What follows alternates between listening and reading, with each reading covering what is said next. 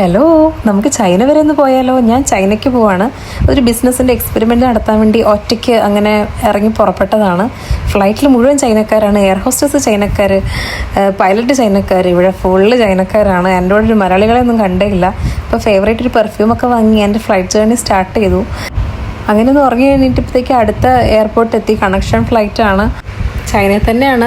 അപ്പോൾ ഇവിടെ കുറച്ച് എക്സ്പ്ലോറൊക്കെ ചെയ്ത് എയർപോർട്ടൊക്കെ എക്സ്പ്ലോർ ചെയ്തിട്ട് എനിക്ക് നേരെ വിശന്നിട്ട് വയ്യായിരുന്നു. അപ്പോൾ ഞാൻ ഫുഡ് കഴിക്കാൻ വേണ്ടി പോകാമെന്ന് വിചാരിച്ചു. ഗൈസ്, ഞാൻ ആദ്യമായിട്ട് ചൈനീസ് ഫുഡ് ഓർഡർ ചെയ്തിരിക്കുകയാണ്. എൻ്റെ ഫ്ലൈറ്റ് 2 മണിക്കൂർ ഡിലേ.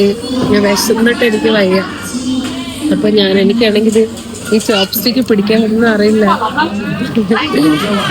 ഞാനാണെങ്കിൽ ഭക്തനൊക്കെ വ്ലോഗിൽ കണ്ടിട്ടുണ്ട് ടെക് ട്രാവലേറ്റിൽ. ഞാൻ ഫുഡ് കഴിക്കുന്നത് കണ്ടിട്ട് ഈ സുന്ദരിയുടെ അമ്മച്ചി എന്നെ നോക്കി ചിരിക്കുകയൊക്കെ ആയിരുന്നു. അപ്പോൾ അവളും ഭയങ്കര ചിരിയാണ്, അവൾക്ക് നാണമാണ്. അവൾ എന്നെ നോക്കി നാണിച്ചിട്ടാണ് അവൾ ഓരോ വായും കഴിക്കുന്നത്. അങ്ങനെ അവളുടെ കുറച്ച് സമയം ചിരിച്ചൊക്കെ ഇരുന്നു. അങ്ങനെ ഒരു വിധത്തിൽ ഞാൻ ഫുഡ് കഴിച്ച് ഞാൻ നേരെ എൻ്റെ ഫ്ലൈറ്റിന് ടൈം ആയപ്പോൾ അടുത്ത ഫ്ലൈറ്റ് സെയിം ആയതുകൊണ്ട് ഞാൻ വീഡിയോസൊന്നും എടുത്തില്ല. അങ്ങനെ എൻ്റെ ലഗേജിന് വെയിറ്റ് ചെയ്തിരിക്കുകയാണ്.